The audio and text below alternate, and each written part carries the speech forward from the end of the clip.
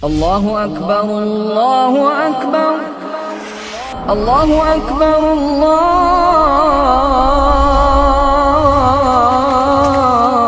بسم الله الرحمن الرحيم. وقال ربكم ادعوني أستجب لكم إن الذين يستكبرون عن عبادتي سيدخلون جهنم داخرين.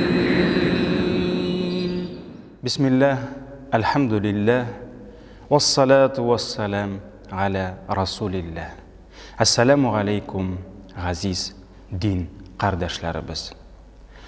Аллахның рахметі білін біз өзіміздің тәрбие дәріслерімізді давам етеміз.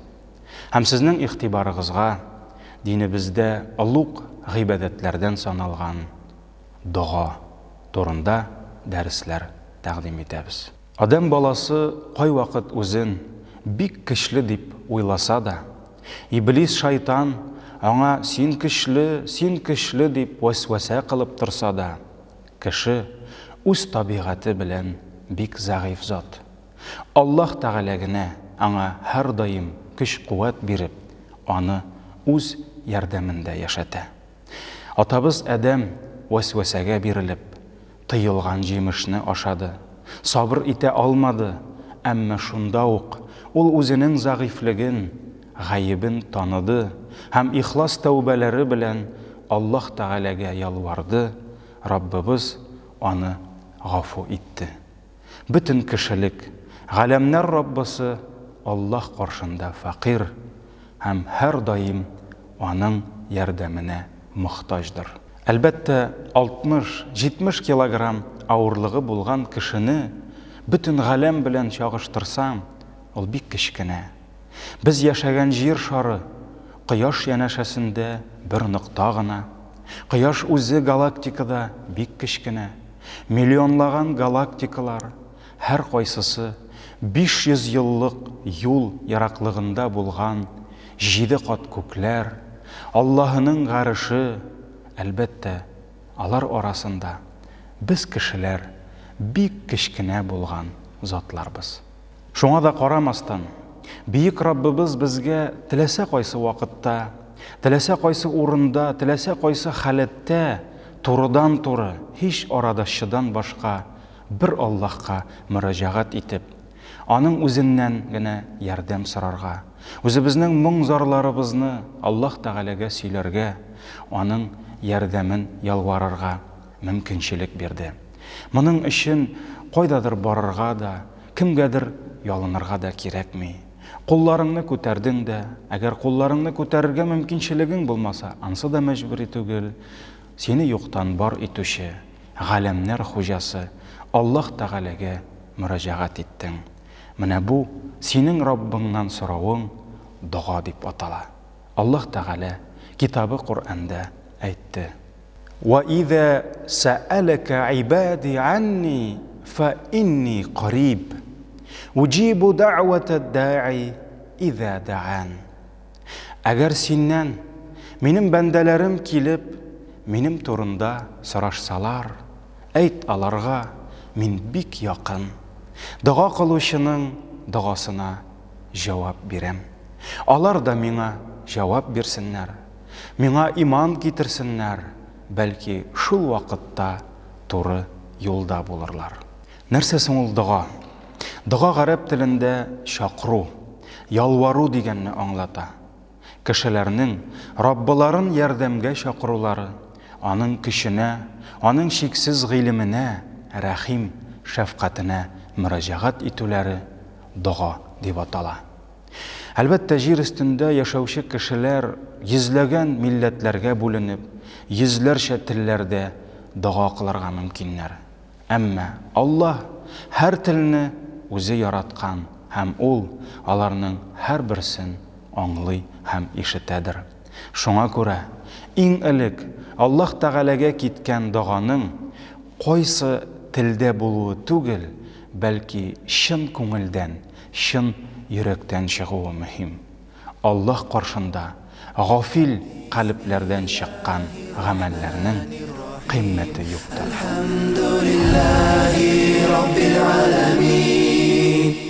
Гадәттә кеше берәр дәрәҗәгә ирешсә, югары урынга менсә, аңа син хәзер зур кеше булдың инде, безнең ишегә вакытың да юктыр дибез. Чыннан да, еш кына кешенең вазифасы, аның эшләгән эше, җаваплылыгы арткан сайын, бөтен нәрсәгә һәм бөтен кешегә вакыты да җитмәскә мөмкин. Кай вакыт кешеләр үз табигатьләреннән чыгып, Аллаһы Тәгаләне дә шулай дип уйлыйлар.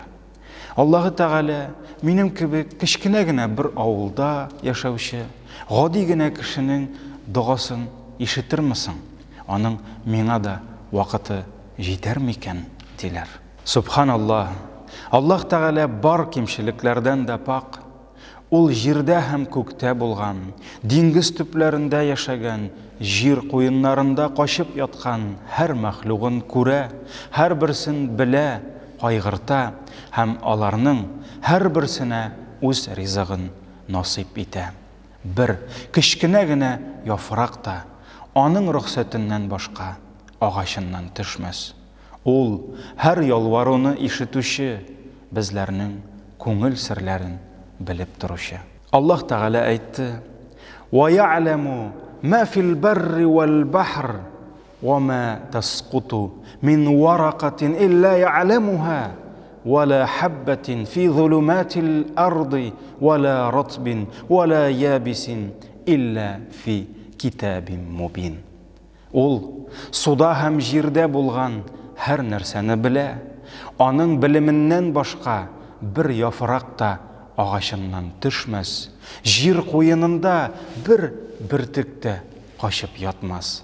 Китапта булмаган яшь яки караган нәрсә дә юктыр. Әгәр җир өстендә яшәүче 7 миллиард кеше үзләренең 14 миллиард кулларын күтәреп, бөтенесе бер вакытта дуа кылып сорасалар да, Аллаһ аларның һәр кайсын тыңлый, ишетә һәм теләсә кабул итә.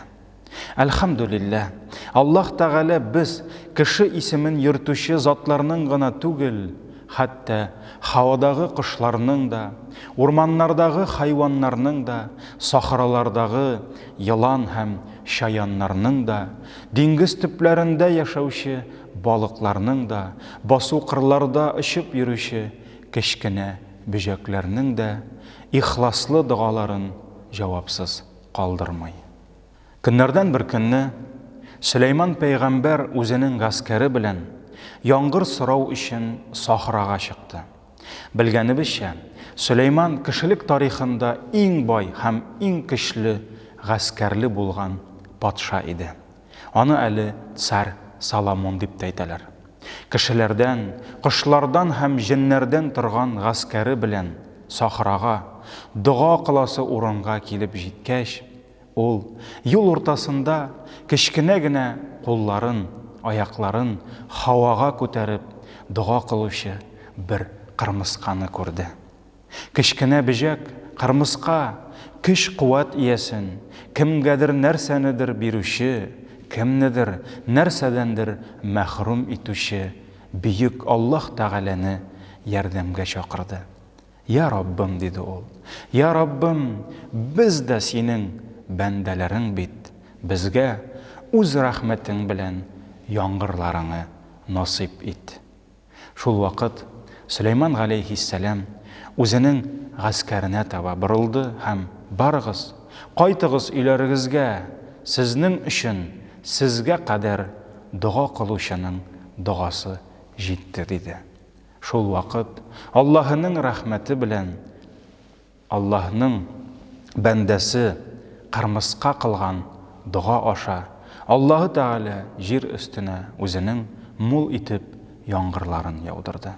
Шул кечкенә генә кырмысканың ихлас дуасы белән бөтен кешеләр күк сулары белән ризыкландылар. Сөйекле пәйгамбәребез дә еш кына истисқа намазында Аллаһы Тәгаләдән яңгыр сорап дуа кылганда: "Эй Раббым, гынахасыз хайваннарыңны һәм үсемлекләреңне эшертсәң иде" дип сорый торган булган. Аллаһ Тәгалә дуа кылучы кешенең төс кыяфәтенә дә, тоткан дәрәҗәсенә дә түгел, бәлки күңелендәге ихласлыгына һәм түбәнчелегенә карап кабул итә. Аллаһка шөкер, халкыбызда дуга кылу, дугага карата хөрмәт совет чорларында да бетмәгән. Әби-бабайларыбыз дуга белән юлга чыкканнар. Гаилә корганда да, бала туса да, яңа өйгә кергәндә дә дугадан башлаганнар. Гаиләгә кайгы килеп, туганын югалтса, соңгы юлга дуга белән озатканнар.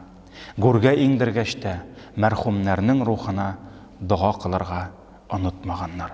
Бүгенге көндә дә әлегә бәлки намаз укымаучыдыр, руза тотмаучы күп кенә милләттәшләребез кыска гына дугаларны булса да өйрәнеп, аларны укып йөрергә тырышалар.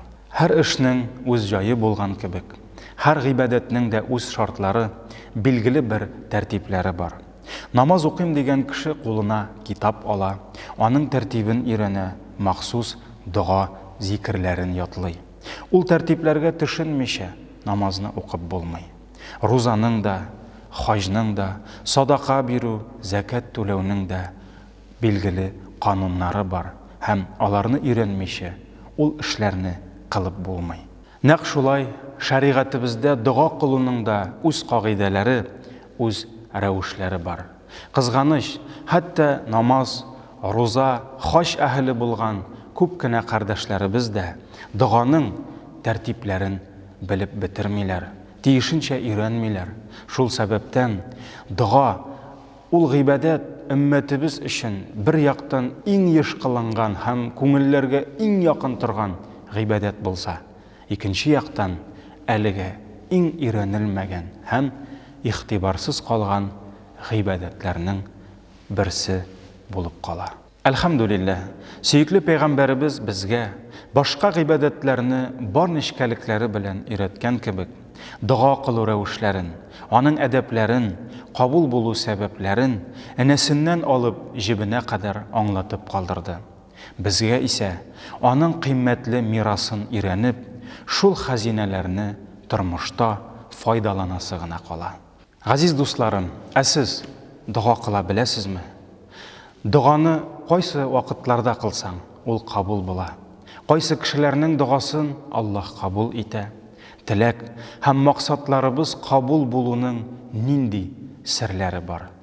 Бу нәрсәләрне беләсегез килсә, без сезне дуга дөньясына чакырабыз. Раббым, шушы очрашуларыбыз аша безгә дуга гыйбадәтен өйрәнеп, үзебез, әти-әниләребез, әби-бабайларыбыз, бала оныкларыбыз өчен дуга кылышып яшәргә, дугалы халык булып яшәргә насыйп әйләсен, дугаларыбыз кабул булсын. Исән-имин булыгыз.